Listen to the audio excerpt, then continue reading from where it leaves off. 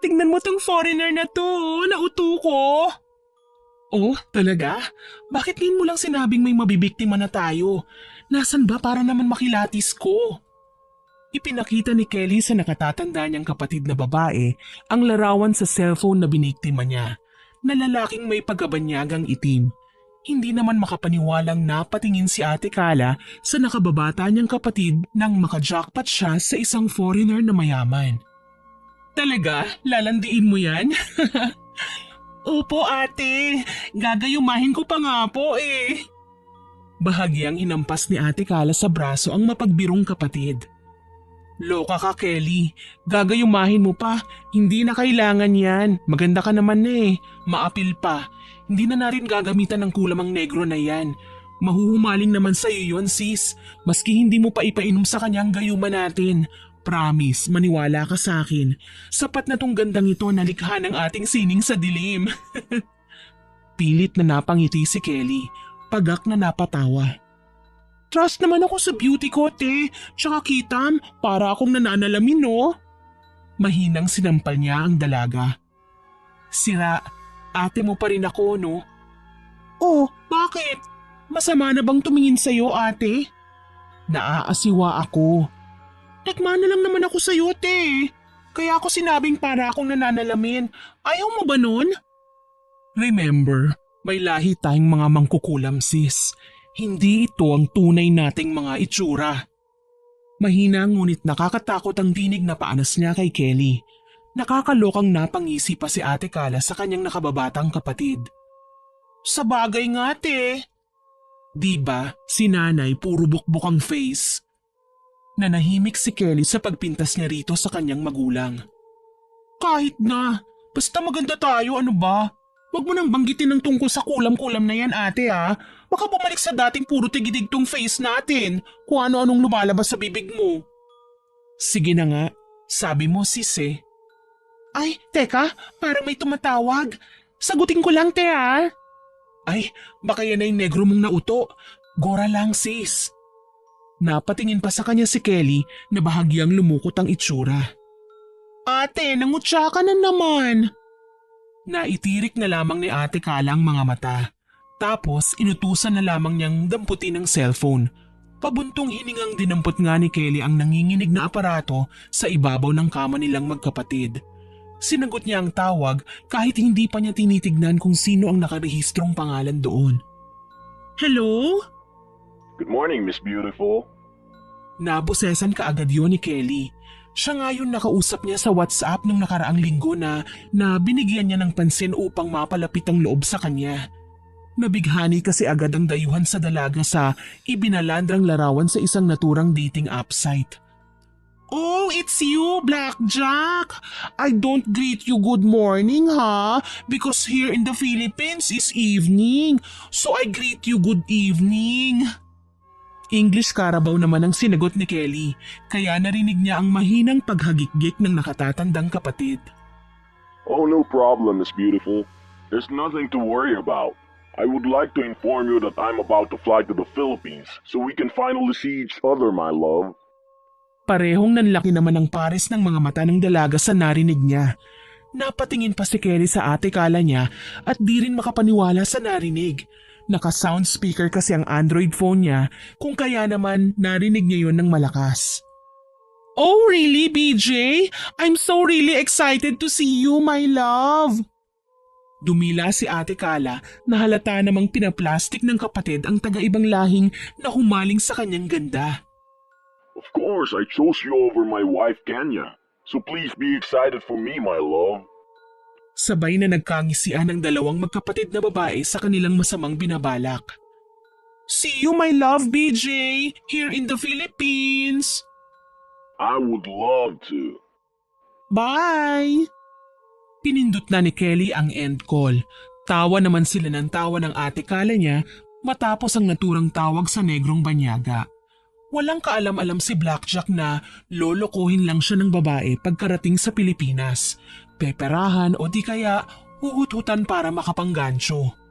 Ganun ang gawain ng magkapatid na babaeng mangkukulam na sina Kelly at Kala. Gamit ang taglay nilang ganda na instrumento lamang ng kulam, Nakapambibiktima sila ng mga kalalakihan na may asawa na o di kaya may nobya na upang manloko. Ginagawa yon ng magkapatid na Kala at Kelly dahil naloko rin ang kanilang ina noon ng isang gwapong lalaki buhat ng mamatay ang kanilang ama sa isang malagim na aksidente. Nasa murang edad pa lamang sila Kala at Kelly noon, 7 taong gulang. Umibig kasi ang ina nilang mangkukulam sa may itsurang lalaking yon bilang kapalit ng namayapa niyang asawa na akala ng kanyang ina ay mamahalin din siya pabalik.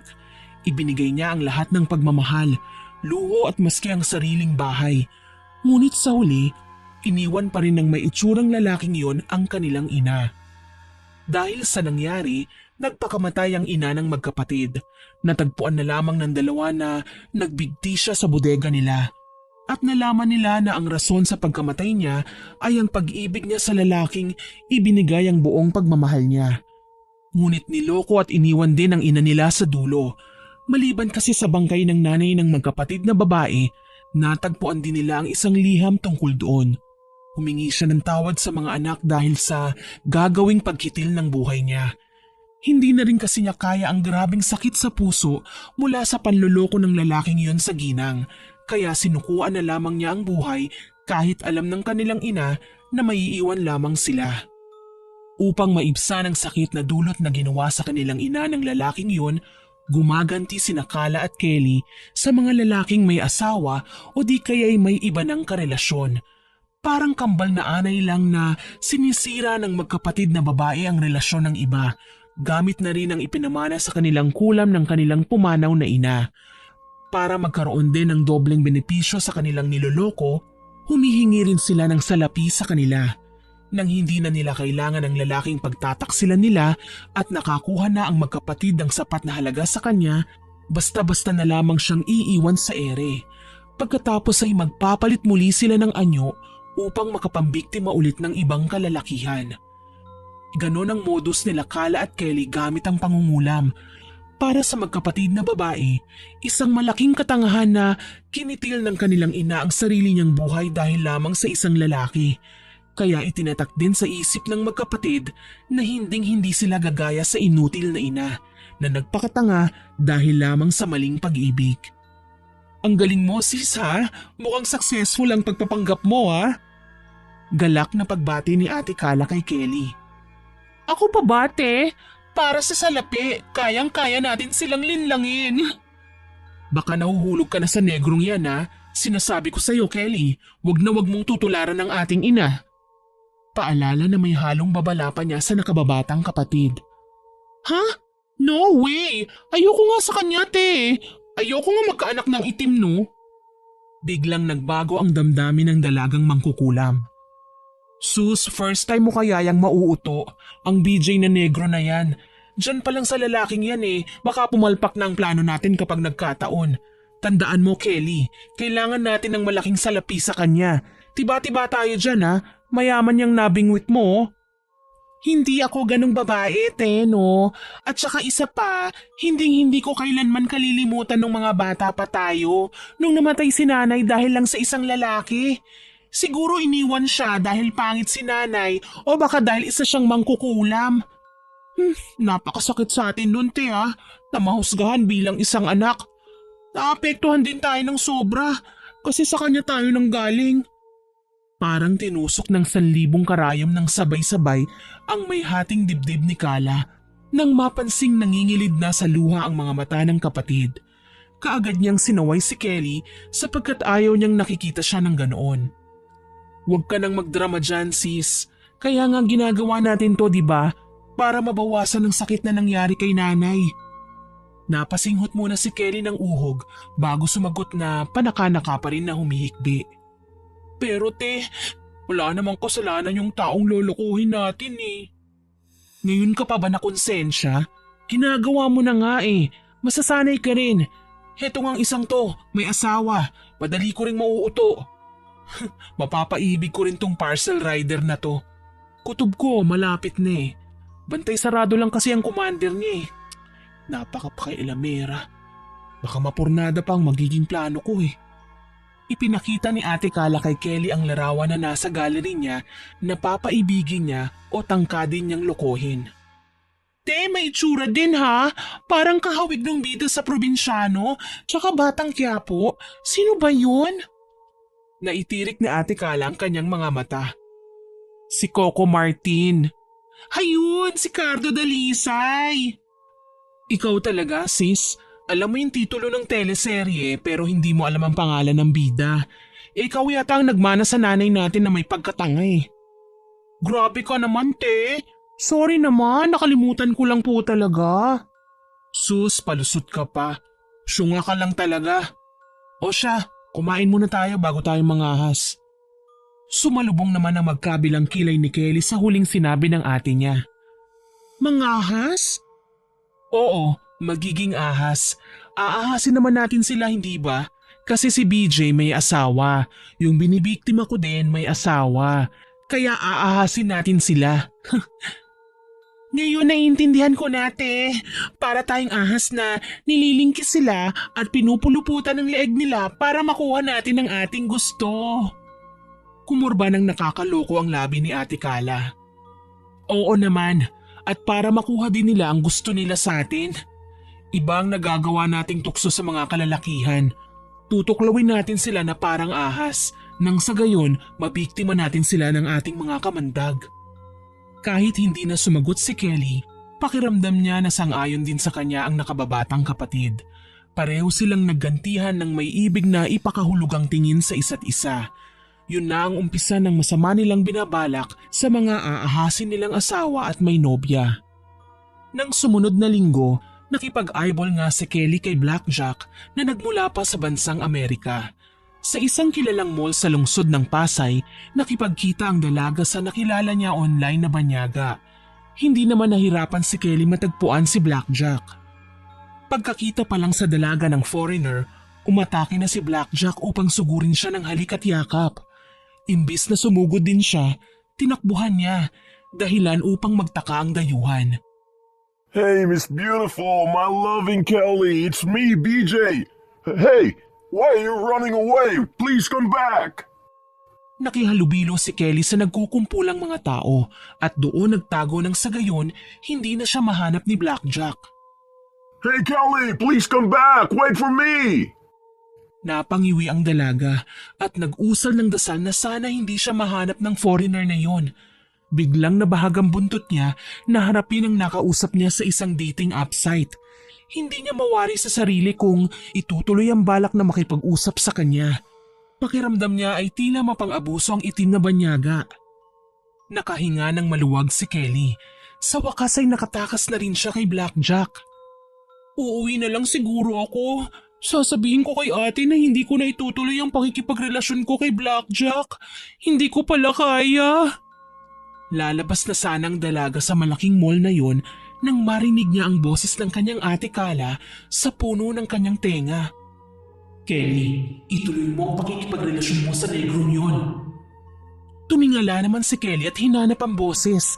Hanggang sa napagtanto agad ng dalaga na ginagamit pala ng Ate Kala niya ang kapangyarihang itim para makausap siya sa pamamagitan ng isip. Ate, ano to? Pinakialaman mo na naman ang librong itim ni nanay? Di ba sinabi ko naman sa'yo ate, sabay nating gagamitin yan? Gusto ko lang malaman kung anong gagawin mo ngayon. At tama nga ako ng hinala. Hindi ka katulad ko, no? Masyado kang mahina para manloko ng mga lalaki. Nang makalabas na si Kelly sa mall na yon, gumilid muna siya at nagtungo sa matataas na halaman. Tinabla na siya ng hiya dahil pinagtitinginan na siya ng mga taong laman ng mall dahil kusang bumubukas ang kanyang bibig na wala namang kinakausap. Pinagkamalan pa siyang may sira sa ulo. Ate, napatunayan ko nang magkaiba nga tayo. Ngayong nararanasan ko na ang ginagawa mo sa ating kapwa, uurong na ako sa ating plano. Hindi pwede, Kelly. Hindi ako makakapayag. Ako ang ate mo, ang nakatatanda mong kapatid. Sa ayaw man o sa gusto mo, susunod ka sa akin. Maliwanag? Napakagat sa pang-ibabang labi si Kelly, dulot sa inis sa kanyang nakatatandang kapatid. Sasagot na sana siya nang marinig ang pamilyar na boses ng negrong taga-ibang bansa. Oh, you're here, my loving Kelly. Napabaligwas ng lingon ng dalaga na halatang gulat ang itsura sa bigla ang pagsulpot ng tinatakasan niyang banyaga. Hindi niya akalaing natagpuan kaagad siya noon kahit sa pinakatago-tagong lugar na yon ng pinakamalaking pamilihan. Napamura patuloy si Kelly sa isip nang wala sa oras. Nalintikan na! Ikaw nang bahala sa kanya, sis. Kaya mo na yan. Malakas na narinig ni Kelly sa puno ng kanyang tenga ang hagik-gik ng kapatid na tila tawa ng isang batikang mangkukulam. Ikaw ang may kagagawa nito, ano ate? Kaya ako nahanap ng foreigner na to eh. Ginamit mo ang kapangyarihan ng librong itim para matagpuan ako, no? May galit sa tono ng boses ng dalaga. Oo, nagbibintang ka agad eh. Pinakamamahal kong kapatid. Masama yan. Di ba nga mabuti kang tao? Masama ang magbintang nang wala namang ebidensya. Hindi na kailangan ng katibayan, ate.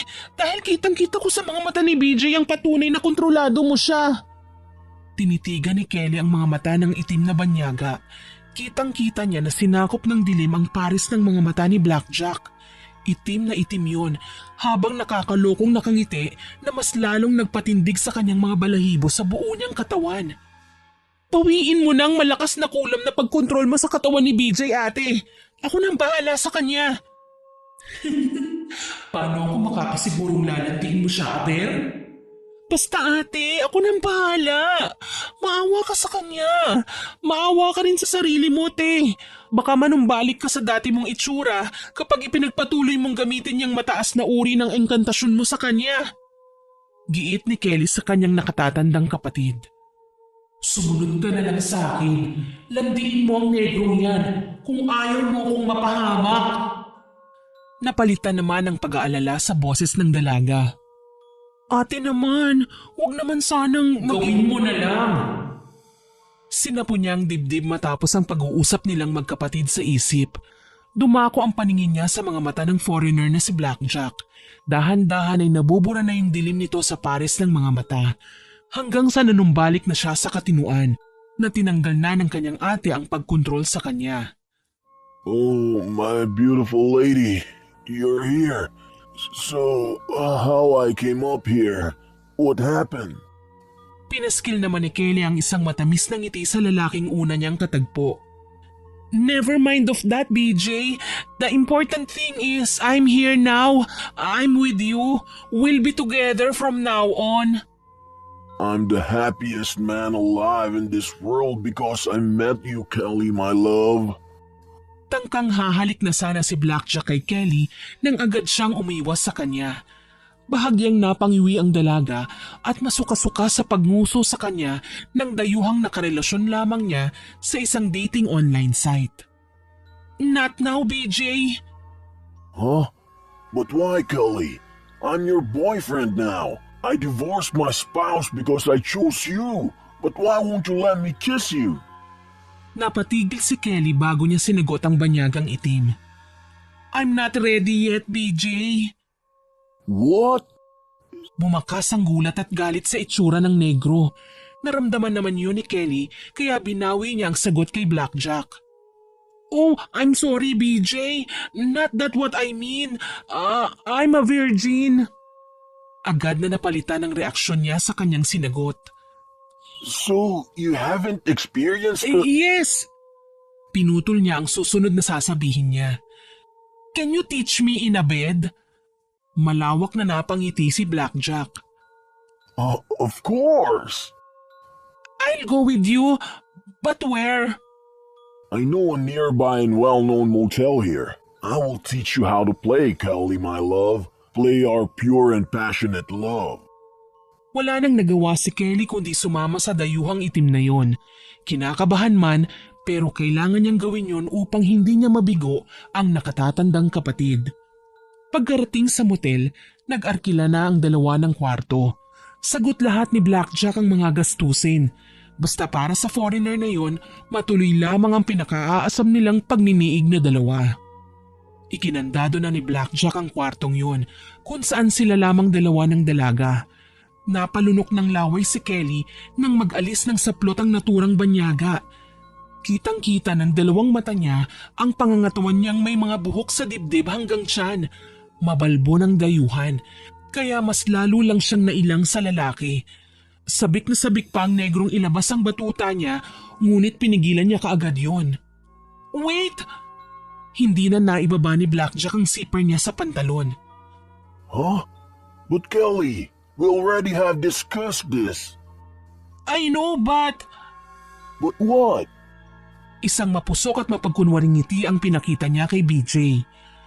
I will do that for you. Can I? Tuwang-tuwang napatango ang mahalay na negrong dayuhan. Yes, please, baby. Lumapit si Kelly kay Blackjack. Ipinaubaya naman ng banyaga sa kanya ang pagbaba ng zipper niya. Nang tuluyan na niyang ibinaba ang zipper, kasabay ng pagbaba ng pantalon ng naka-eyeball na dayuhan, ang pagdaklot din niya sa ari ng marahas na paraan. Dahil sa gulat ni Blackjack, napahiyaw ito ng sobrang lakas. Ouch, Kelly, no! Please, let go of my... Ah! Napahalakhak ang dalaga ngunit hindi pa rin ito binibitawan ng manoy ni Blackjack. Ganito ang mangyayari sa inyong hindi makontento. Mas mariin na pinigapan ni Kelly ang ari ng negro. Mangiyak-ngiyak na si Blackjack na nagpapalaho sa sobrang sakit.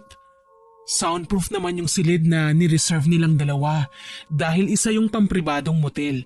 Kung kaya sinadyang hindi maririnig ang sinumang naghahoneymoon na mag-asawa o magkasintahang uungol o hihiyaw habang nagniniig. Oh, my balls! Oh, please, Kelly, let go of me! Ah! Never! Kayong mga lalaking hindi naging tapat sa inyong mga asawa, nababagay lang sa inyo ito, no? Nagsumigaw si Blackjack. Halos matanggal na ang ngalangala ng negro sa sobrang sakit ng pagkakapiga ni Kelly sa bataan niya. I'm sorry, Kelly. I'll never do it again. Please, I'm begging you, let go of me. I'm going back to my wife, Kenya. I'm going back to America. Please, please. Oh, no. Pagaw na tumawang dalaga bago marahas na binitawan ng manoy ng naturang banyaga. Hinang-hina at nanlalambot naman na napahiga si Blackjack at sinapo ang nasaktang ari. Hingal na hingal siyang dumaloy ang luha sa mga mata. You fooled me! I hate you! Punong-puno ng disgusto ang mga mata niya pagkasambit sa kanya. Huh? You hate?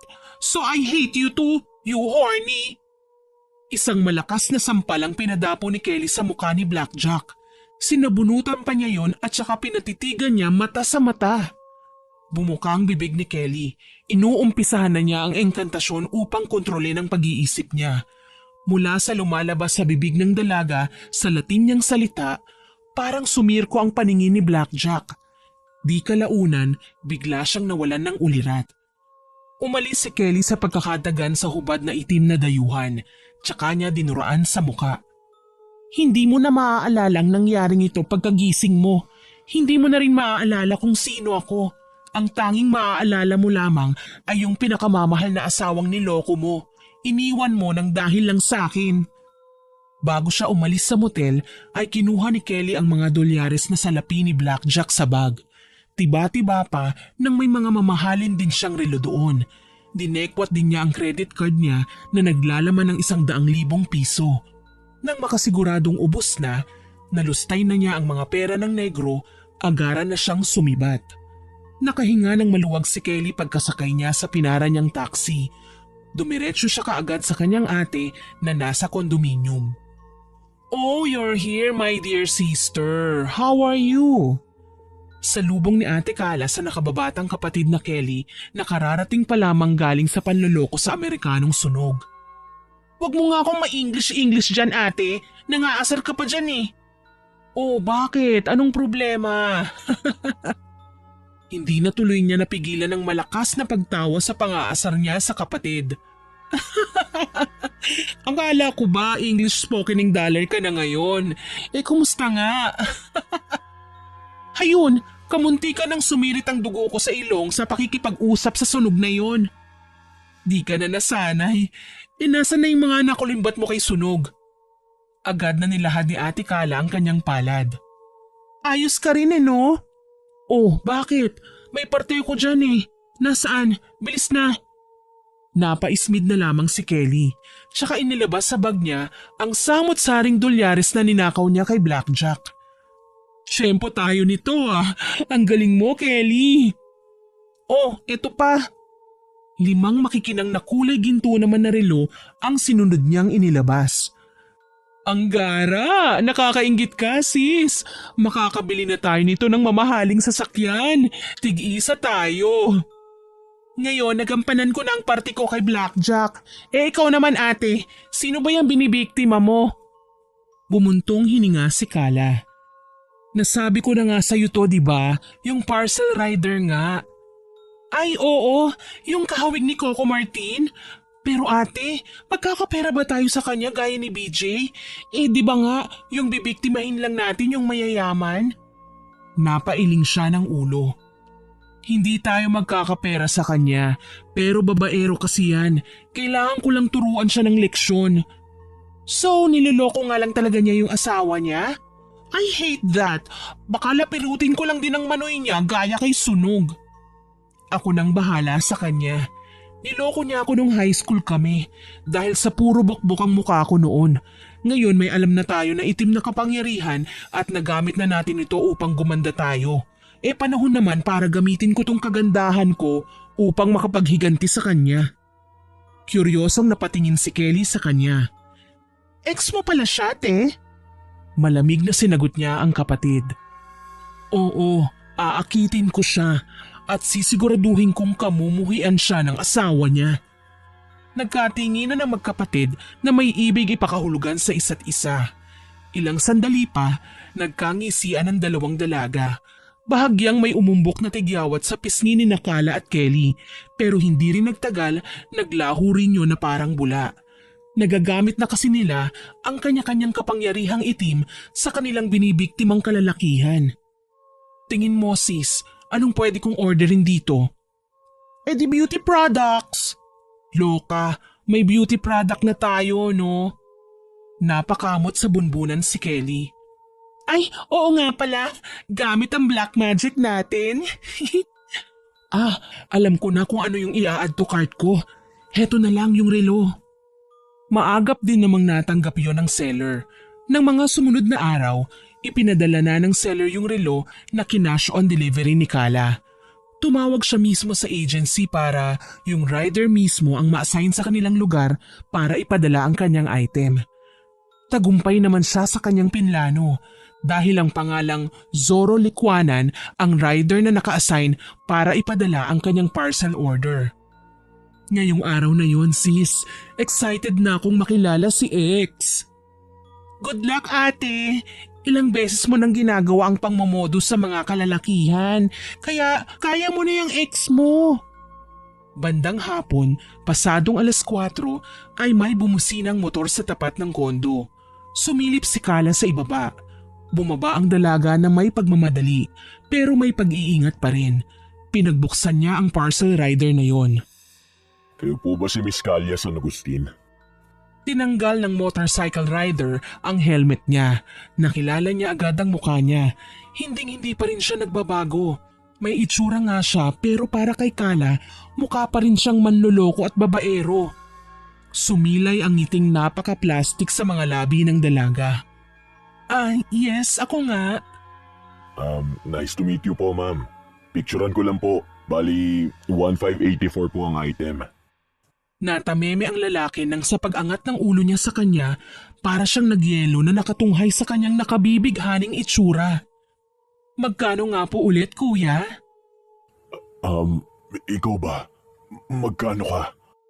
Parang na-hypnotize ang parcel rider. Lumitaw ang mapuputing ngipin ni Kala sa banat na yun ng lalaking nakamotor. Mahina siyang napahagikgik. Hindi mo na ako mabibili, kuya. Nabili mo na ako noon, natikman. Pero matapos mapagsawaan, tinapon mo na lang ako ng basta-basta. Wala na akong quality sa'yo dahil may asawa ka na. Napailing ang lalaki sa sinabing yun ni Kala. Para bagang may pinaghuhugutan siya sa mga lumalabas sa kanyang bibig. Anong sinabi mo, miss? Kilala mo ba ako? Hindi. Sabi ko kuya, babayaran ko na ang item. Magkano nga ulit? 1,584 pesos ba? Napakamot sa ulo ang rider. Tumingin ulit siya sa Android phone at chinek ang amount ng item na pinagdideliveran niya. Yes po, ma'am. Sige, sandali lang ha. Pumasok siya saglit sa may kondo. Kinuha niya ang kanyang wallet. Naglabas siya ng 1,000 papel, 500 pisong papel, 50 at puro mamisong barya. Inabot niya yon sa kuyang rider na ex niya. Mabibilang mo na ba yan, kuya? Pasensya na kung puro mamiso ha. Yan lang kasi ang meron ako eh. Yes po, ma'am. Di ko na po bibilangin pala. May tiwala naman po ako sa'yo eh. Bumulong naman ng nakakakilabot si Kala sa hangin. Talaga? Sa magaganda ka lang nagtitiwala? Alam ba ito ng asawa mo? Ma'am, ano pong sinasabi niyo? Maang-maanga na nagpalinga-linga si Kala. Ano? May sinasabi ba ako? Napapilig ulit ng ulo ang lalaki. Wala nga siguro ako narinig. Baka sa pagod ko lang ito. Gusto mo magpahinga ka muna sa loob?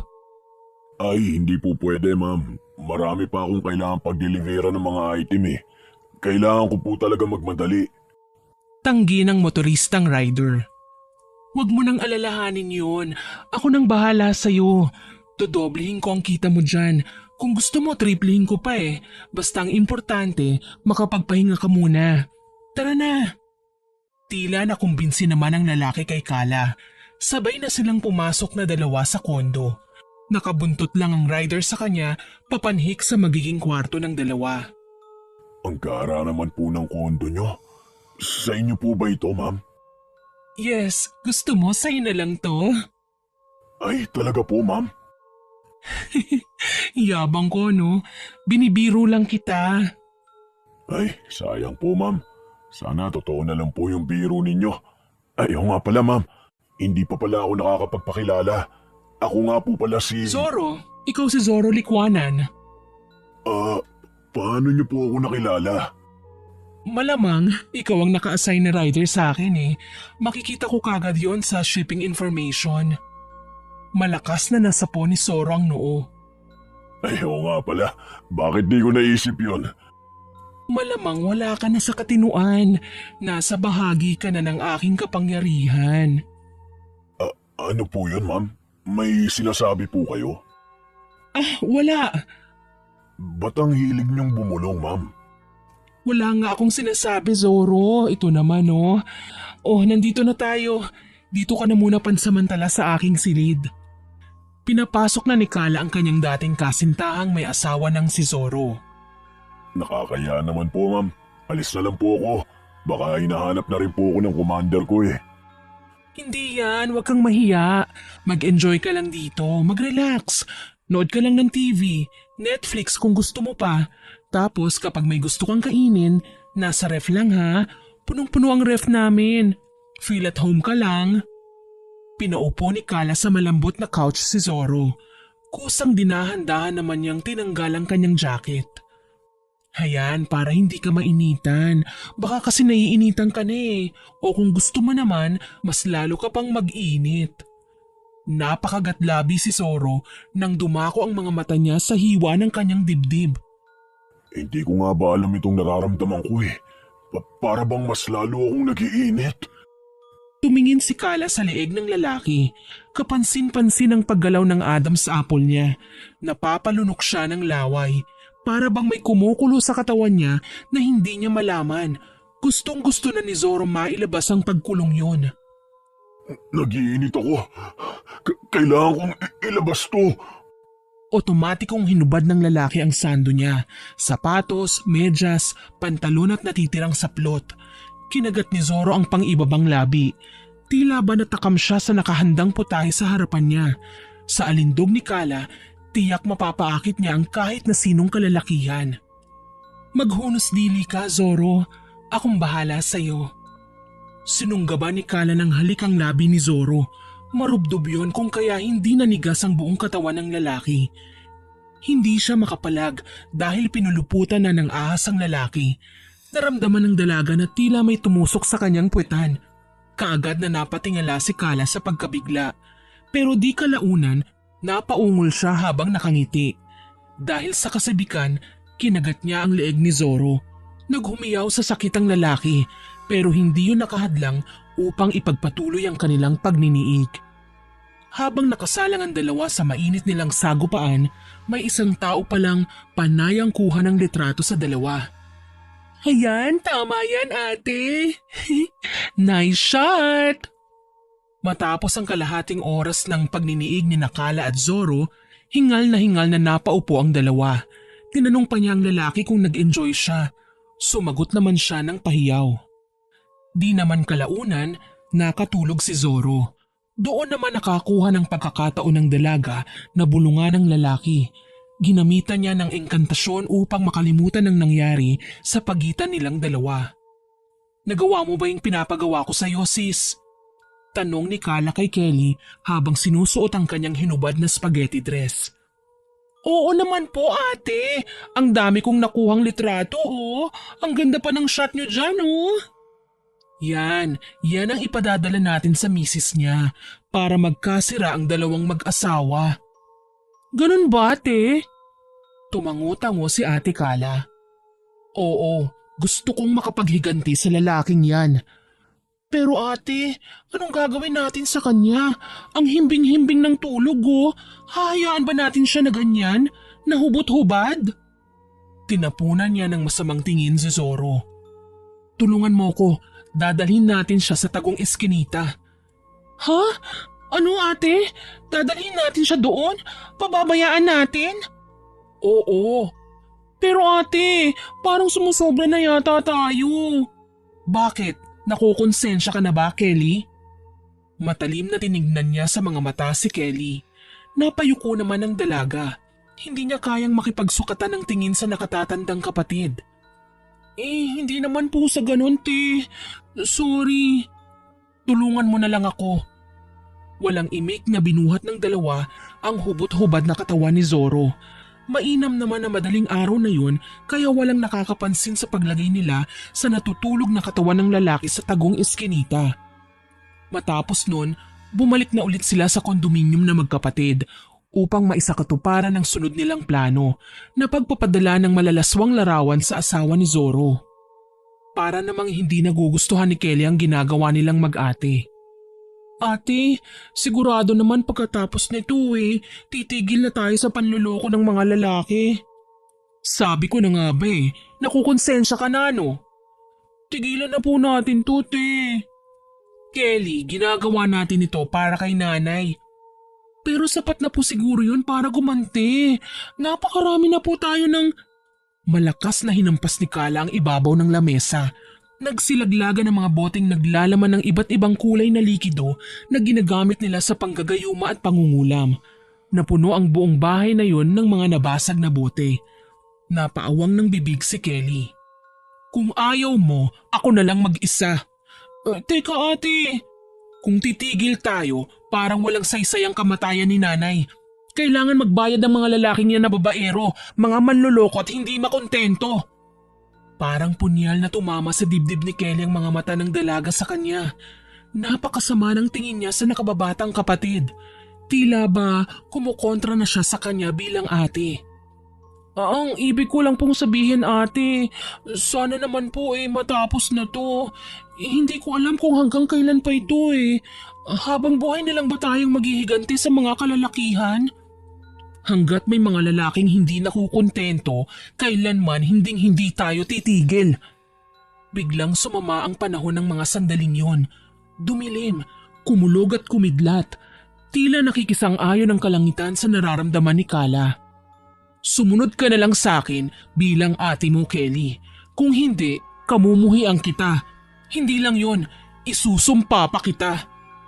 Naglakad palabas si Kala habang naiwang nakanganga pa rin si Kelly. Sumubsob na lamang ang dalaga sa lamesa at sinabunutan ng sariling buhok. Paano na to? Paano ko mapipigilan si ate sa ginagawa niya? Ayoko na tong ginagawa niya Tay, Nay, Patawarin mo po kami kung puro paghihiganti na lamang ang laman ng puso namin ni Ate Carla. Hindi na po namin alam ang aming ginagawa. Napaiyak si Kelly dahil litong-lito na siya sa sarili. Sumasakit na rin ang kanyang dibdib sa hindi niya malamang dahilan. Napatingin ang dalaga sa harap ng salamin. Hinaplos niya ang kanyang maamong muka. Hindi ikaw to. Nagtatago ka lang sa mukhang ito para hindi ka mahusgahan ng masama ng mga tao. Kelly, hindi ikaw to. Hindi. Patuloy na rumagasa ang luha sa kanyang mga mata. Kalat na yon sa kanyang muka. Ilang saglit pa, nabura ang kagandahan sa mga luha ni Kelly at napalitan yon sa dati niyang kaanyuan na puro tigyawat. Tinubuan yon ng sandamakmak na maliliit na pigsa na hindi kandalaga sa sarili. Lumayo siya sa salamin at nahintakutan. Hindi! Ayoko! Huwag mong ibalik sa dati ang mukha ko! Huwag!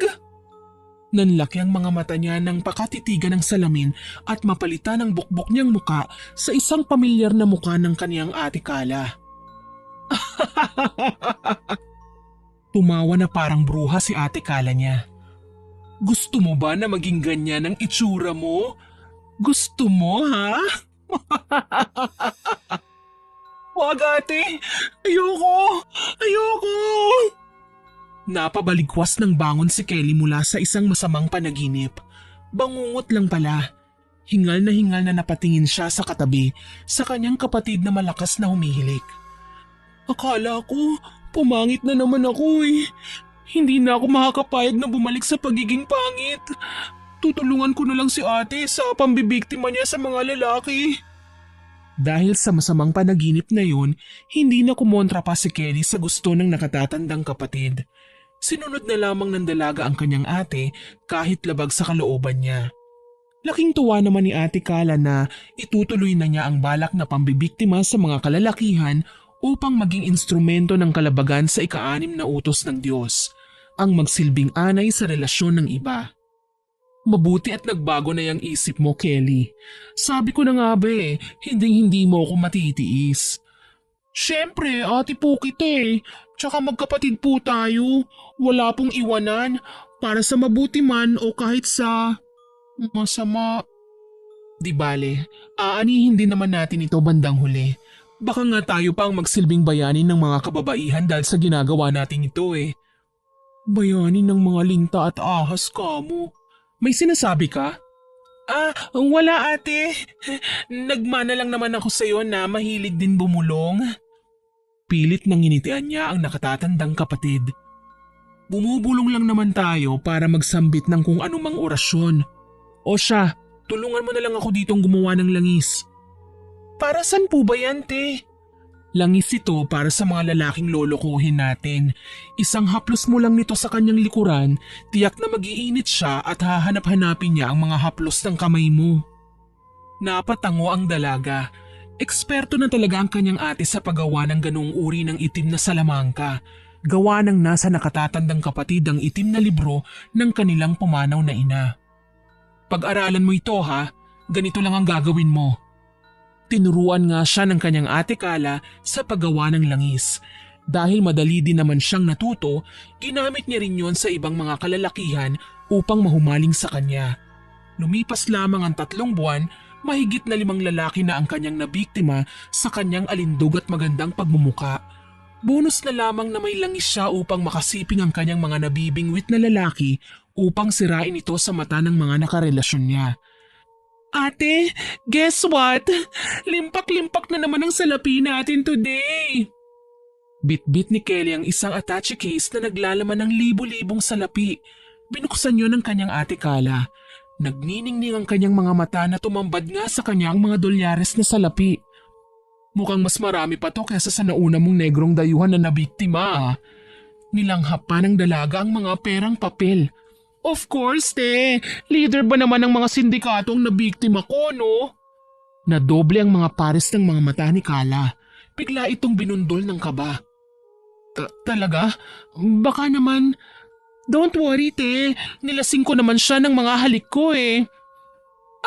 Ginamit mo yung kulay berdeng langis? Nagtaas baba ang ulo ng dalaga. Magaling! Ikaw naman ate, kumusta? Heto, naghahanap ako ng posibleng lalaki na pwede kong ahasin.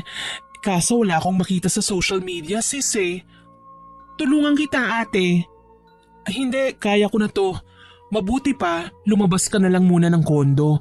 Tiyakin mo na ibahin mo ang itsura mo ngayon ha. Baka umaaligid yung mga bantay ng sindikatong naloko mo. Ikaw talaga. Sorry naman te, magandang isda yung nahuli. Isang malaking isda. Lumabas na si Kelly para maglakad-lakad at lumanghap ng sariwang hangin. Sobrang stress ang dinaranas niya dahil sa pressure na rin ng kanyang ate na humanap ng aahasing lalaki. Hindi ko na alam kung papatawarin pa ako ng Diyos sa mga ginagawa ko. Pero para kay ate, sasamahan ko siya hanggang dulo. Bayaan na kung sa impyerno ko pupulutin. Basta kasama si ate. Nasa kalagitnaan ng kanyang pagmumuni-muni, may narinig siyang sit-sit sa kanyang likuran.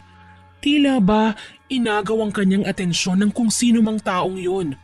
Bumalikwas siya ng lingon, subalit wala siyang nakitang kahit ano. Sino ba yan? Hindi ako nakikipagbiruan sa'yo ah. Lumabas ka na. Kung ayaw mong kulamin, ipadampot kita sa pulis. Labas na! Dahil sa pagbabanta niyang yun, takot at nakataas ang dalawang kamay na lumabas ang isang matipunong lalaki na may gwapong itsura sa tagong iskinita. Heto na po binibini. Susuko na po. Sorry kung naagaw ko ang pansin mo. Tumawa-tawang lumapit sa kanya ang lalaki, kasabay naman ang kanyang pag-urong. Huwag kang lalapit! Sinasabi ko sa'yo, tatawag ako ng pulis! Pulis! Pulis! Teka. Hindi ako masamang tao. Wala naman ako masamang intensyon sa'yo. Bakit mo nga ako sinusundan? Stalker ba kita ha? Paano kung sabihin ko sa'yong oo? Di kakasuhan kita. Napakamot naman sa nangangating bunbunan ng lalaki. Kasalanan na bang magka-interes sa isang pinakamagandang babaeng nakita ko sa tanang buhay ko? At ipapakulong mo ko dahil dun? Nagtaas baba ng salit-salita ng kaliwat kanang kilay niya. Huminga siya ng maluwag. Ibinaba naman ng lalaki ang dalawa niyang kamay. By the way, my name is Puraw. And you, what's your name? Naglahad ng kamay ang nagpakilalang si Puraw. Tinignan siya ni Kelly mula ulo hanggang paa. Sa pakiwari ng dalaga ay batak na batak siya sa gym. Pumuputok ang suot niyang magkabilang manggas dahil sa mabukol niyang braso. Kahawig din ni Puraw si Paulo Avellino at tamang-tama na secret crush din ng dalaga ang naturang artistang yun. Malugod na kinamayan din ni Kelly si Puraw. My name is Kelly. Pilit ang pagkakangiti niya sa lalaki. Hindi niya alam kung bakit tila binundol ng kaba ang dalaga. Pero may halong kilig sa buong sistema nang tinanggap niya ang kamay ni Puraw. Unang beses niya kasing makaramdam ng kakaiba na hindi niya malaman sa mahigit 5 lalaki na rin na kanyang niloko. Nang kumalas sa pagkakamay ang dalawa, bahagyang nalukot ang itsura ni Kelly dahil sa dismaya. Malambot kasi ang palad niya, tipong ayaw na niyang bitiwan. By the way, Kelly, are you single? Direktang tanong niya sa kanya. Hindi naman makapaniwala si Kelly sa biglaang pagtatanong ng bago pa lang niyang kakilalang lalaki. Napailingan dalaga. Fresh pa ako, no? Oh, you're fresh. Nice to hear that. How about you? You're fresh? Are you single? Mabilis na napapilig ng ulo ang binata. Oh, you're taken? No, I'm single. But why you're shaking head? You fool? No, Kelly. Kasi naman, English tayo ng English eh. Nanonosebleed na ako. Tumawa ng malakas si Kelly. Hindi yun pilit. Natural yun. Hindi niya alam kung bakit. Pero sa tuwing tumatawa siya, nahahawa siya sa pagtawang yun. Hindi niya tuloy matukoy kung nagsasabi siya ng totoo na wala pa siyang jowa o asawa. Baka naman nagsisinungaling lang para makapambabae na gaya niya. Kinakabahan tuloy siya sa puntong yun. Just kidding. Pero saan ka ba nakatira ngayon? Saka magagabi na, bakit nandito ko pa rin sa labas? Napakadelikado. Napakaraming masasamang loob na naglipa na dito. Ayos lang naman ako, Puraw. Huwag mo kong alalahanin. Nagpapahangin lang ako. Gusto ko lang magpatanggal ng stress. Alam mo na. Bakit? Ano bang problema mo ngayon? Pwede mo namang i-share sa akin eh. Mapagkakatiwalaan ba kita? Ngayon pa nga lang tayo nagkakilala. Sa mukha kong ito na may pagka-artistahin, hindi ka naniniwala? Sumalubong ang kilay ni Kelly na binalingan niya si Puraw. Mapanukso ang pagkakangiti niya kaya agad na natanggal ang lukot niya sa muka. Bumuntong hininga ang dalaga bago niya ikinuwento ang lahat. Nais niya rin kasing mailabas ang nasa dibdib niya nang sa gayon mabawasan kahit papaano ang dinadala niya sa mangkukulam na kapatid. Sige, ganito. Ipinahayag ni Kelly ang lahat tungkol sa kanya at sa kanyang ate, maski sa kanyang ina at ama na lahi sila ng mangkukulam. Wala na siya sa sarili kahit mabuko siya dahil gusto lamang niyang makapag-open up nang sa gayon gumaan ang kanyang pakiramdam. Hindi niya alam kung anong meron kay Puraw na kakikilala pa lang niya. Pero para kay Kelly, mapagkakatiwalaan siya dahil napakagaan ang pakiramdam niya sa kanya. Ibig sabihin, mga mangkukulam kayo? Ganun? Tapos nang bibiktima ka ng mga kalalakihan? Tama ba? Nakayuko pero mahinang tumugon si Kelly na may pagsang-ayon. Tapos kaya ninyo ginagawa itong magkapatid dahil gusto nyong maghiganti para sa nanay nyo? Oo, pero Puraw, ayoko na.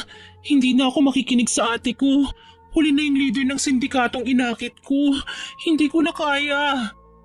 Sumubsob siya sa matipunong dibdib ni Puraw. Hindi yun inaasahan ng binata pero nagpaubaya na lamang siya upang ilabas ang sama ng loob niya sa nakatatandang kapatid. Puraw, tulungan mo ko. Hindi ko na kaya yung pinagagawa ni ate. Ayoko nang mangulam para makasira sa ibang relasyon. Naiintindihan kita. Hinahaplos ni Puraw ang kanyang likuran upang mapatahan. Dahil sa mahal na mahal mong kapatid mo, ginagawa mo yun kahit labag sa kautusan ng Diyos. Napaangat ng ulo si Kelly na nagkalat ang luha sa mga mata. Pinunasan niya ang mga luha sa kanyang muka. Bigla siyang tinablan ng hiya kay Puraw. Ay, sorry. Gusto ko lang kasing ilabas tong saloobin ko eh. Hindi ka ba natakot sa nalaman mo na isa akong mangkukulam? Humihikbing tanong ng dalaga sa binata. Nagkamot muli si Puraw sa likuran ng ulo. Hindi naman. Ha? Bakit? Nag-angat ng ulo ang lalaki at saka pinakatitigan siya sa mapupungay na mga mata. Dahil alam ko na may mabuti kang puso. Ganun ba? Bahagyang namula ang magkabilang pisngi. Ngayon nalaman mo na napangit ako. Lalayaan mo na ba ako? Sinugod siya ng halik ni Puraw sa labi. Hindi yun inaasahan ng dalaga kung kaya't napamulagat siya. Itinulak siya ng bahagya at nasa po ang bibig. Tingin mo ba lalayuan pa kita ngayong nahalika na kita? Umangat ang labi ng binata na animoy nakakaloko. Bakit mo ginawa yun sa akin, Puraw? Hindi mo pa ba halata, Kelly? Type kita. Gusto kita. Kung mamarapatin mo, pwede ba akong manligaw sa'yo? Pangako, hinding-hindi kita huhusgan. Mamahalin kita ngayon, bukas at magpakailanman. Itinaas pa niya ang kanang kamay bilang panunumpa, habang ang kanang kamay naman niya ay nasa dibdib. Para bagang may naglalarong paru-paro sa tiyan ng dalaga, hindi kaagad siya nakasagot. Tila ba may pagkailang pero kilig sa kanyang sistema. Ano, Kelly? Sasagutin mo na ba ako? Sige ka, baka magsisi. Oo! Malakas na sambit ng dalaga sabay sa paulit sa bibig. Talaga? Tama ba itong narinig ko? Sinasagot mo na ako? Yes! Oh! Sinasagot na ako ni Kelly! Nahihiyang sinaway ni Kelly si Puraw. Binalot na kasi ng dilim ang buong paligid at baka nakakabulahaw pa ang binata sa mga natutulog sa bahay-bahay na yon. Hoy! Shh! Ano ba, Puraw? Manahimik ka nga. Akala ko ba ligaw pa lang? Hindi pa kita sinasagot, ano ba? Tumigil ka nga. Ha? Ano? Ligaw pa lang ba? Sorry naman. Excited lang. Doon din naman kasi papunta yun eh. Kapwa tuloy nagtawanan ng dalawa. Sinamahan ni Puraw si Kelly ng gabing yun hanggang sumapit ang 12:00. Tuwing papalubog naman ng araw ay nakikipagkita siya sa naturang binata para makipagkwentuhan. Kapag umaga, nambibiktima siya ng mga kalalakihan base sa utos ng kanyang ate Kala. Layunin na sisirain niya ang mga magkakarelasyon bilang kabit. Naisip na rin ni Kelly na lokohin si Puraw, pero sa kabilang banda may parte sa puso't isipan niya na huwag ituloy ang binabalak dahil bukod sa alam na niya ang tungkol sa kanya at sa kanyang pamilya, napamahal na rin siya sa kanya. Sobrang bait ni Puraw at mukhang mapagkakatiwalaan. Nasisiguro din niyang wala siyang ibang karelasyon maliban sa kanya. Kaya naman naging safe haven niya ang naturang binata. Puraw?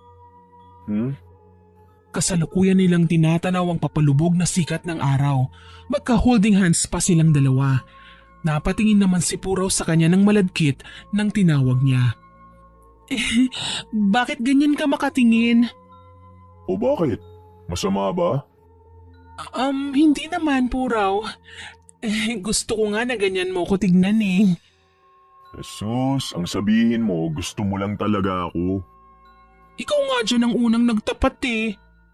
O sige na, mahal. Ikaw na panalo. Bakit nga pala? Nag-umpisang mamula ang magkabilang pisngi ni Kelly bago niya sabihin ang nilalaman ng kanyang damdamin sa lalaking pinakamamahal. Salamat nga pala ah. Ha? Para saan? Sa lahat.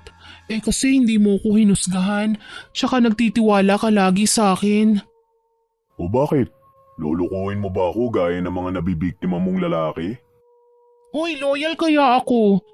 Bakit ikaw? Lolokohin mo ko? Maski naman ako loyal.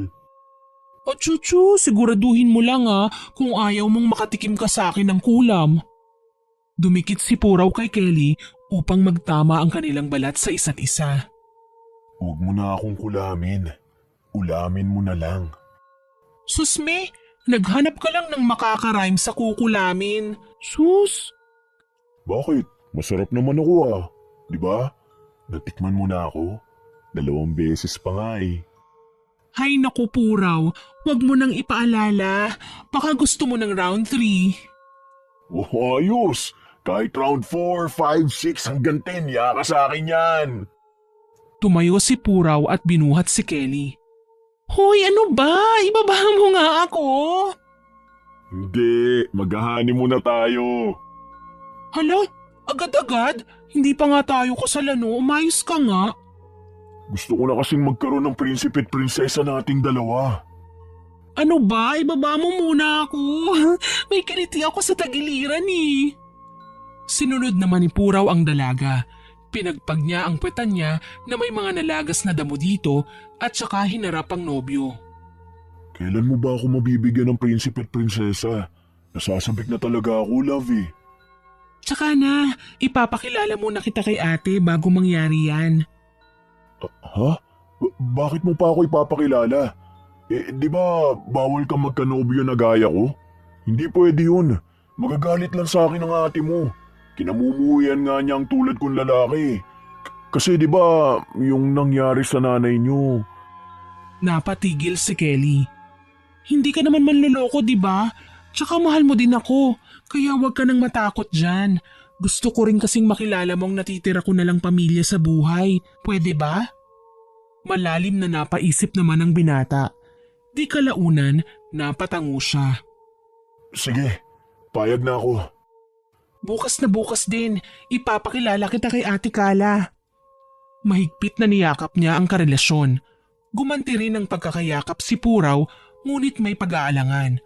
Umuwing napakasaya tuloy noon ni Kelly sa kondominium nilang mag-ate. Kakausapin niya rin sana ang nakatatandang kapatid tungkol sa kanyang naging karelasyon, subalit maagang natulog ang kanyang Ate Kala. Simula nang maging nobyo ni Kelly si Puraw, hindi pa alam ng Ate Kala niya ang tungkol sa kanilang dalawa. Wala kasi siyang tsansa na maikwento itong lihim na pag-iibigan ng binata dahil naging abala din ng dalaga sa pagbibilang ng mga salapi. Dagdag pa sa pangamba niya na baka kapag umamin siya tungkol sa kanilang dalawa ni Puraw, Igigiit ng ate Kala niya na lokohin ng binata. Bagay na ayaw niyang gawin sa kanya dahil nahulog at napamahal na rin siya kay Puraw. Sa huli, nagdesisyon na lang tuloy si Kelly na matulog. Hayaan mo ate, bukas po, susurpresahin na lang kita na ipakilala ko sa iyo si Puraw, ang lalaking hindi ako hinusgahan at minahal ako ng totoo, sa kabila ng mangkukulam tayo. Di balet iba siya sa mga lalaking nakilala ko na sa huli niloko ko. Umalik siya sa noo ng kapatid. Niyakap niya at tumigil din naman sa kahihilik si Kala. Pasado 9:00 na ng umaga nang nagising si Kelly. Napasarap din kasi masyado ang tulog niya. Naalimpungatan siyang bumangon sa higaan at namalayang wala na sa tabi niya ang kanyang ate Kala. Hala, nasaan na si ate? Kinusot-kusot pa niya ang mga mata niya. Tumingin siya sa bintana. Sobrang liwanag na pala ng mga sandaling yun. Sambako lang kanyang pagmumuka kung kaya inayos niya munang sarili bago nagpa siyang lumabas sa kondo. Hindi niya kasi mahanap sa loob nun ng kanyang ate Kala. Nakakapagtaka, lagi naman tuwing magigising ako, madadatnan ko na lang siyang gumagawa ng langis sa silid niya. Bakit bigla na lang siyang wala ngayon? Sinubukan niya pang kontakin ng dalaga, subalit out of coverage area ang cellphone niya. Nasaan na kaya si ate? Pinag-aalala mo ko Hanggang sa may pumitik na ideya sa kanya. Ay, alam ko na! Ginamit niya ang location tag o parang GPS kung saan matatagpuan ang Android phone ng kanyang nakatatandang kapatid na kanyang bitbit. Di kalaunan, gumana yon. May red point sa Google Map kung saan naroroon ang kanyang ate. Sinundan niya yon hanggang sa maging pamilyar kay Kelly ang lugar na yon. Nilibot niya pa ang buong paligid. Teka, ito yung lugar kung saan kami palaging nagtatagpo ni Puraw Dito pa namin tinatanaw yung papalubog na sikat ng araw kapag maggagabi na. Hindi kaya... Naitutop ni Kelly ang kanyang bibig. Kaagad niyang tinunto ng talampas. Natagpuan nga niya ron si Kala at Puraw na nag-uusap. Kailangan na nating magtanang dalawa, Kala. Ha? Bakit? Hindi mo pa nga nakikilala ang kapatid ko Itatanan mo na kagad ako? Kailangan pa ba yun? Ang importante sa ngayon, nag-iibigan tayong dalawa. Hayaan mo na yung kapatid mo. Marami naman na siyang pere. Mamumuhay tayo ng payapa na tayong dalawa lang. Malayo sa lungsod na ito. Pero Puraw, si Kelly ang... Shh! Malaki na ang kapatid mo. Iwan na natin si Kelly. Napakuyom ng kamao sa galit si Kelly nang marinig niya ang balak ni Puraw sa kanyang nakatatandang kapatid. Tumindi din ang galit niya nang malaman niyang pinaglalaruan lang ng lalaking yun ang puso nilang dalawang mag-ate. Hindi ko kayang iwan ang kapatid ko. Kaya mo, kung ako ang pipiliin mo. Ay, talaga ba, Puraw? Parang bombang sumabog naman ang paglitaw ni Kelly mula sa likuran ng matabang puno. Hayop ka! Sis, anong ginagawa mo dito? Pinukulan ni Kelly ng matalim na tingin si Puraw bago sa kanyang ate Kala. Ate, yung taong yan! Umalis na tayo dito, Kala! Hinatak ng binata palayo ang nakatatandang kapatid sa kanya. Huwag kang sumama sa kanya, ate! Manlolokong lalaking yan! Dinuro niya pa si Puraw. Napatigil naman si Kala na pilit pa ring hinahatak ng binata. Teka Puraw, makikinig ako sa kapatid ko. Huwag kang maniwala sa kanya, Kala. Sinungaling ang... Ikaw ang sinungaling! Pinutol niya ang sunod-sunod na sasabihin ng binata. Ano ba sis? Hindi kita maintindihan. Hindi ko kayo maintindihang dalawa Magkakilala ba kayo? Oo!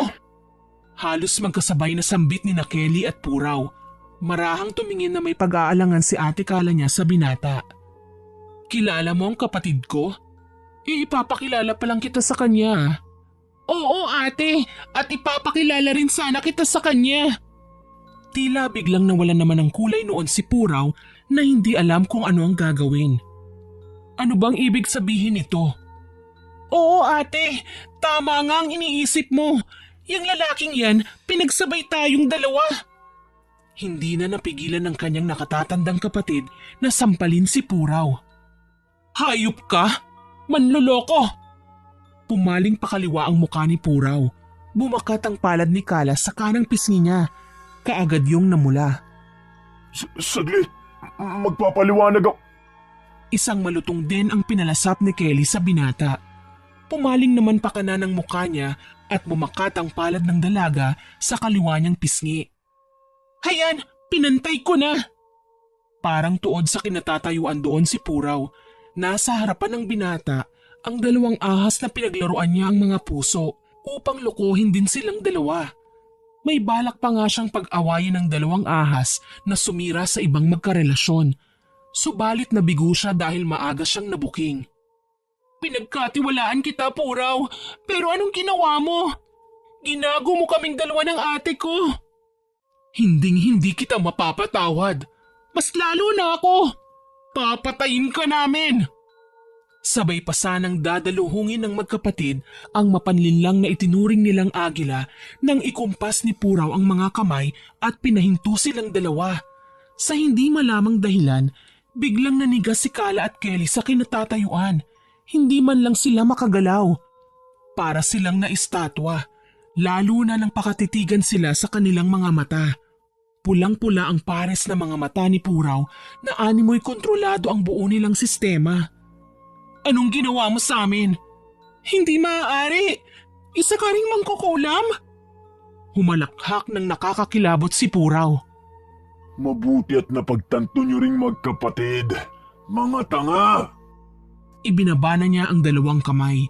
Tinangka naman nila Kala at Kelling tumakas sa itim na kapangyarihan ng binata. Subalit hindi pa rin nila nagawa.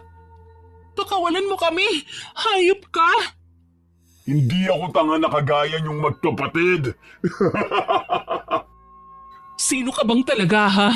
Bakit mo ginagawa to sa aming dalawa? Binalingan niya ng nakakakilabot na tingin sa kulay dugo nitong mga mata ang magkapatid. Wala lang. Gusto ko lang kayong paglaro ang magkapatid. At saka malas-malasan nga naman yung dalawa. Nagmana kayo sa inyong ina ng mga tanga. Dahil sa narinig ni Kala at Kelly sa binatang yun, biglang umalsang dugo nila patungo sa kanilang ulo. Anong ibig mong sabihin? Kilala mong nanay namin? Ate, siya ang nang-iwan kay nanay. Ang lalaking yan ang dahilan kung bakit nagpakamatay si nanay. Pagsisiwalat ni Kelly sa nakatatanda niyang kapatid. Muli ulit naglabas ng makapanindig balahibong paghalakhak si Puraw. Yan, tama yan. Mainam naman at ginagamit nyo na ang kukutin yung dalawa. Akala ko susunod kayo sa yapak niya na isang utu-utu, tanga at madaling maloko. Napakawalang puso mo. Bakit mo ginawa sa nanay namin yon ha? Anong ginawa niyang kasalanan sa'yo? Minahal ka lang naman niya. Umibig siya sa'yo simula nang mawala si tatay. Pero anong ginawa mo? Basta-basta mo na lang siyang iniwan. Pinaasa mo siya. Dahil sa'yo, dahil sa kagagawan mo, kaya kami naghihiganting magkapatid sa mga lalaki. Dahil sa'yo, nakasira pa kami ng ibang relasyon. Naging mga parang mga peste kami sa lipunan dahil sa galit at paghihiganti namin sa'yo. Hindi na napigil ng magkapatid ang bugso ng damdamin. Nagpadala na sila sa emosyon. Galit, awa sa sarili, maski pagluluksa sa pangungulila sa kanilang ina. Habang si Puraw nanatili pa ring nakangisi, hindi man lang siya tinatabla ng awa sa dalawa. Tapos ano? Pareho kayong magkapatid na umibig din sa akin? Kung hindi ba naman kayo ipinanganak na estupida, mga madaling magpaloko? Nanloloko na nga lang kayo, nakuha pa kayong lokohin ng isang mangkukulam lang na gaya ko? O ano? Best actor na ba ako nito ha? Napaibig ko kayong dalawa. Pero bakit nga? Bakit mo ginawa sa amin to? Bakit? Sa pasigaw at pagalit na tanong na yun ni Kala ay pumikit si Puraw. Sa pagdilat nito, bumalik na din sa dati ang pares ng mga mata niya.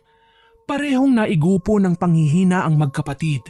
Sumalampak silang dalawa sa damuhan na halos sumubsob na ang mukha nila sa lupa. Ikukwento ko sa inyong lahat kung bakit ko niloko ang nanay nyo. Kahit nangihina ang magkapatid, seryoso nilang pinakinggan ang panig ni Puraw. Tatapatin ko na kayong magkapatid. Unang-una sa lahat, hindi ko ito tunay na anyo. Nagkatinginan sina Kala at Kelly sa isiniwalat ng binata. Sabay na napatanungan dalawa sa isa't isa at sabay ding bumaling kay Puraw, ang lalaking manloloko ng taon. Oo, hindi ito ang tunay kong anyo. Gaya nyo, nagkukubli din ako sa totoo kong pagmumukha. Hinawakan ni Puraw ng buo ang itsura niya. Napaangat ang ulo ng magkapatid na dalaga. Gulat na gulat sila nang masilayan ng tunay na kaanyuan ng lalaking iisa nilang inibig. Animoy napinsala ang itsura ni Puraw. Baluktot kasi ang pagmumukha niya. Deform o sadyang lukot. Baku-baku din ang mga sirang ngipin. Halos lumuwa din ang dalawang mata niya sa di nila malamang dahilan. Bukod pa doon, nakadapa din ang ilong niya na hindi magugustuhan ng ibang mga kababaihan. Halos napangiwi ang magkapatid na dalaga sa totoong itsura ni Puraw. Ngayon nakita nyo ng dalawang magkapatid ang tunay na mukha ko. Ano? Nagbago ba ang pagtingin nyo sa akin? Nagbago na ba ang nararamdaman nyo sa akin? Palibasa, kagaya lang kayo ng inyong ina. Mga tumitingin sa panlabas na anyo ng isang tao. Nagsimula nang maglabas ng saloobin ng binatang pinagkaita ng magandang itsura. High school ako nung makilala ko si Kalidad, ang inyong ina. Magkaklase kami noon. Pareho din kaming pinipintasan dahil sa pangit naming itsurang dalawa. Ang totoo nga niyan, higit nga ako na mas pangit kay Kalidad. Kumpara sa kanya, talagang napinsala ng todo ang aking pagmumukha. May himig na inggit nitong pahayag sa magkapatid. Hindi ko nga alam kung bakit ako pinanganak dito sa mundo. Kung bibigyan lang din ako ng pangit na mukha. Akala ko wala nang kwenta ang buhay ko noong mga panahong yun. Maraming beses na pinili ko magpakamatay pero hindi maaari dahil may pangarap din ako noong mga panahong yun. Hanggang sa nakilala ko nga si Kalidad. Pareho kaming laman ng pamimintas nung panahon namin yun. Dahil nga pareho kaming hindi binayaan ng magandang mukha. Naging karamay ko siya. Naging matalik pa nga kami magkaibigan. Kasi kagaya niya, may alam din ako sa pangungulam. Pareho din kasing batikang mangkukulam ang lolo't lola namin. Kaso yun nga, dahil sa malalim namin pagkakaibigan ni Kalidad noon, nahulog na rin ako sa kanya. Ipinagtapat ko kay Kalidad na mahal ko siya. Pero anong ginawa niya? Pinagtabuyan niya ako. Ilang beses ako nakiusap sa kanya na bigyan niya ako ng chance na para mahalin siya. Kaso kaibigan lang daw ang turing niya sa akin. Sa huli iniwan niya ako matapos naming makapagtapos ng high school. Nagpapadala pa rin ako ng mga liham sa kanya para kausapin niya ako. Kahit na ibalik na lang sa dati yung pagiging magkaibigan naming dalawa. Pero... Umagulgol sa pag-iyak si Puraw. Nakatanggap lang ako ng liham pabalik sa kanya na wag ko na raw siyang guguluhin pa. Kasi may asawa na siya. Tatay niya yun. Ang pinaka hindi ko pa makalimutan sa kanya, yung salitang pinandidirihan niya ako. Ayaw na daw niya ako makita pang muli. Tapos pinagsisisihan na daw niyang nakilala niya ako. Alam niyo ba kung gaano kasakit yun? Ha? Malakas na sininghala ng binata ang magkapatid na ikinaangat ng magkabila nilang balikat. Pinunasan ni Puraw ang nagkalat na luha sa mukha niya tapos sinipat ng masamang tingin sina Kelly at Kala na natameme sa ipinahayag niya. Kaya yun, nang malaman kong patay na ang ama niyo, nagpanggap akong ganito ang itsura ko. Ikinumpas niya ang kanang kamay sa kabuuan ng mukha niya at bumalik sa dating anyo na kahawig ng artistang si Paolo Avellino. Ginamit ko ng pagkakataon upang mapaibig si Kalidad sa peke kong itsura na likalang ng aking itim na mahika. At ayun, nagtagumpay ako. Hetong inanyong tumitingin sa panlabas lang na anyo, nahulog sa akin. O diba? Napakagaling. Nang iwan ko, nagpakamatay. Kundi ba naman aanga-anga si Kalidad eh. Matapos magkwento ni Puraw sa nakaraan niya ng kanilang ina, maririnig ang paghinga ng magkapatid sa isa't isa. Ramdam nila ang magkahalong tensyon. pumalik naman ang kulay dugong mga mata ng binata na nagsasambit na pala ng maikling kataga upang manipulahin sila. Lumalim ang tono ng boses ng binata. Ngayong nalaman niyo na ang nakaraan namin ng inyong ina, panahon naman na siguro upang sumama kayo sa kanya. Pare-pareho lang kayo, mga mapanghusga! Gamit ang kanan at kaliwang kamay, pinaangat ni Puraw sina Kelly at Kala sa ere. Napansin ni Kelly na hindi na siya makahinga. Sinasakal na pala sila sa liig. Para bang may nakaipit na kung anong mahigpit sa liig nilang dalawa ng kanyang ate na hindi nila nakikita. Puraw! Bitawan mo kami! Pakawalan mo na kami, ano ba? Mas itinaas sa ere ni Puraw ang magkapatid, lagpas na sa taas ng puno. Namumula ang buong mukha ni na Kelly at Kala. Mukhang tanggap na nila ang kanilang kamatayan sa kamay ng mapanlinlang na si Puraw, ang pumatay din sa puso ng kanilang inang si Kalidad. Ano? May gusto ba kayo sabihin magkapatid sa akin bago ko kayo patayin? Pabor naman sa inyo, di ba? Dahil miss na miss nyo na rin ang inyong inang pangit na nga mukha. Pangit pa ang ugali. Para bang piniga ng todo ang liig ni Nakala at Kelly. Halos sasabog na talaga ang ulo nila. Kitang-kita kasi ng magkapatid, nagigil ang kamay ng mabagsik na mangkukulam na si Puraw. Ate, gusto ko lang sabihin sa'yo na mahal kita. Mahal na mahal din kita, bunso. Patawad kung pinipuwersa kitang lokohin ang mga kalalakihan. Nadamay ka pa sa kasalanan ko. Huwag mong sisihin ang sarili mo, ate. Para sa akin, ginawa mo lang to para kay nanay. Kung ito na ang huli, kapatid, pinagsisisihan ko na ang lahat. Mapupugto na ang hininga ng dalawang dalaga. Mas lumalim naman ang pagkakangiti ni Puraw at pinatindi ang itim nitong kapangyarihan. Nakikita nila sa ibaba ang pag-usok ng kulay itim ng buong katawan ng binata. Nag-init si Nakala at Kelly. Para bang napapaso sila't nasusunog. Humiyaw sila sa sobrang sakit. Hindi kalaunan, nakaramdam din sila ng kaginhawahan nang may parang bumulong sa kanila na pamilyar pero malamig na tinig. Nay? Pinapalakas ang loob ng magkapatid. Nanggagaling man sa kailaliman ng hukay ang boses nito, ngunit sapat na yun upang labanan ng manlolokong binata. Biglang lumuwag ang leeg ng dalawang dalagang mangkukulam. Nakatingala pa rin si Puraw pero hindi na siya nakangiti. Napuno ang pagtataka sa itsura niya dahil hindi niya malaman kung bakit tila hindi na gumagana yung engkantasyon sa magkapatid. Anong nangyayari? Bakit nakakaramdam ako ng mabigat sa dibdib ko? Napabalikwas ng lingon si Puraw. Binulaga siya ng multo ni Kalidad. Dinaluhong siya ng multong ginang, subalit tumagos lang ito sa katawan ng mangkukulam. Nakaramdam ng panghihina ang binata. Hindi naman naglaon, napalingon siya ng may kung anong enerhiya na patungo dito. Nagsasambit na pala ng makapangyarihang Latin si Nakala at Kelly. May nabubuong puting liwanag sa kamay ng dalawang dalaga. Palaki yon ang palaki, hanggang sa bitiwan nila yon patungo sa mangkukulam na si Puraw. Para sa aming ina! At para sa aming dalawang magkapatid na niloko mo! Hetong sayo! Hiya! Hindi yun inaasahan ni Puraw. Tangkang iiwas sana siya sa malaking enerhiya na pinakawalan ng magkapatid, ngunit huli na. Natamaan na siya ng malaking puting liwanag. Hindi! Ah! Tumilapon ang magkapatid sa malayo matapos ang pagsabog na yon. Sa pagwawakas ni Puraw na tuluyan ng naging abo, ang pagwawakas na rin ng pambibiktima ng magkapatid na sina Kala at Kelly sa mga kalalakihan. Tumayo ang dalawa at pinagpag ang suot nilang kamiseta.